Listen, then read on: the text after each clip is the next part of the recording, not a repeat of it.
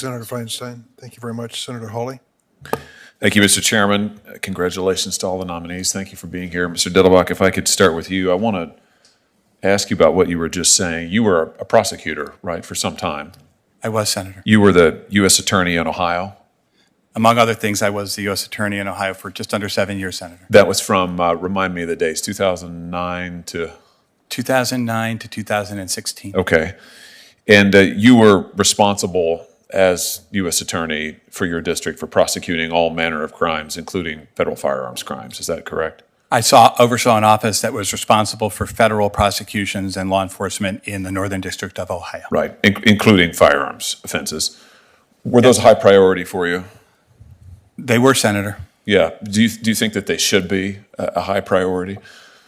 I think, yes. I think you're working with local law enforcement and state law enforcement together, but together you're working in partnership, and violent crime and gun crime should be a priority. Terrorism is a priority also. There are other priorities, but yes, sure. It is a priority. Sure. And you just said that you just committed to Senator Feinstein that you'd be very strong in this role. And I assume you think it's important to be very strong as a prosecutor when it comes to violent crime, including firearms crime, like the kind that we saw yesterday. Is that fair to say?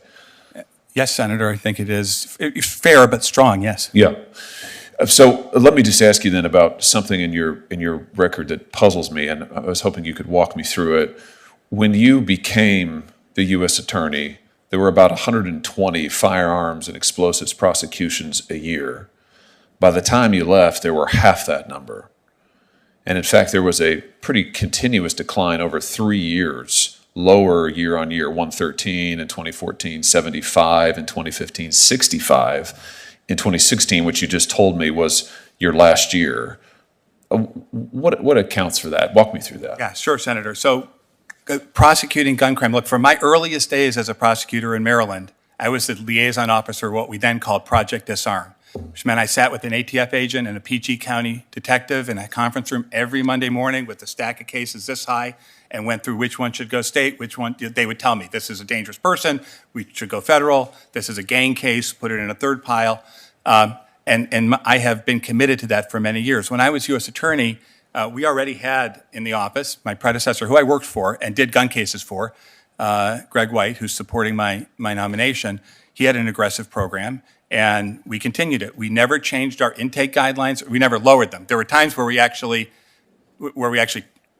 never raised them. We actually lowered them sometimes. If I got a phone call from Youngstown saying we're having a problem, we would go out and do what we call the VGRIP program. And I did that every summer in one city or another, depending on where the data showed the problems were. And so there were years where our gun crime prosecutions went up. And then there were years where they went down. We didn't change our guidelines. I will tell you, during some of those years, law enforcement, they're the ones who bring you the cases, right? Federal law enforcement and others, and my office too had significant staffing issues. I was U.S. Attorney during sequestration. I was U.S. Attorney during shutdown. I actually, to show people you had to do everything, I sat the reception desk at one point as U.S. Attorney. And so I can't tell you what causes ups and downs in those numbers, but I'll tell you one thing that didn't cause it was any change in our approach to what cases should be prosecuted in our office. But it's a pretty big drop, isn't it? I mean, 121 cases brought the year you became U.S. Attorney. It's pretty constant then for, as you said, a couple of years, I assume, because you're following your predecessor's policy. And then it begins a steady decline down to 65. I mean, that's half as much. And what I notice is the next year, under your successor, it doubles. So help me understand, I mean, what is this?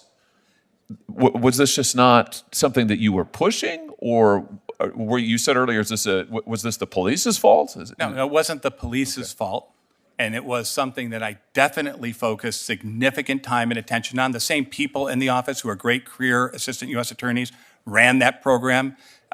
It wasn't that I was just following the program of my predecessor. I believed in it, and we never changed it. So with respect to these kinds of cases, Senator, I never saw a situation where any person who worked for me in my office was declining cases. There was a time I remember in Akron, Ohio, where this great career assistant, probably one of the most aggressive gun prosecutors I ever met, she turned down a case. She said it didn't match our guidelines. This chief of police in Akron called me, and he said, this is wrong. And I said, well, tell me what's going on. And she said, well, we don't have a predicate that matches the office policy, whatever it was at the time. Yes, but the Youngstown Police Chief, Jim Nice, just told me they like this guy for 2 homicides that they haven't caught him for, and he's terrorizing a complex. We're doing the case.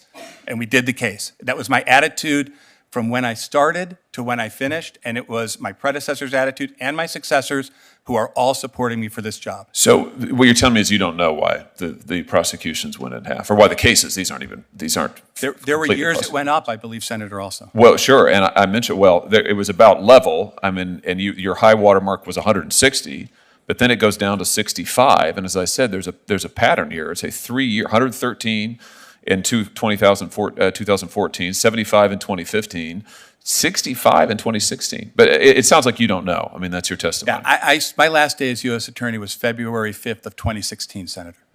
Right. So the cases that were prosecuted that year were in the pipeline under you. Did you study it? I mean, did you look at these numbers and say, this is disturbing? I mean, this needs to change. We need to get tough. Senator, I think we enforce the law, and I will tell you that cases in that kind of program are very quick turnaround cases. We have to charge within sometimes a week or 2. It's not like a white-collar case.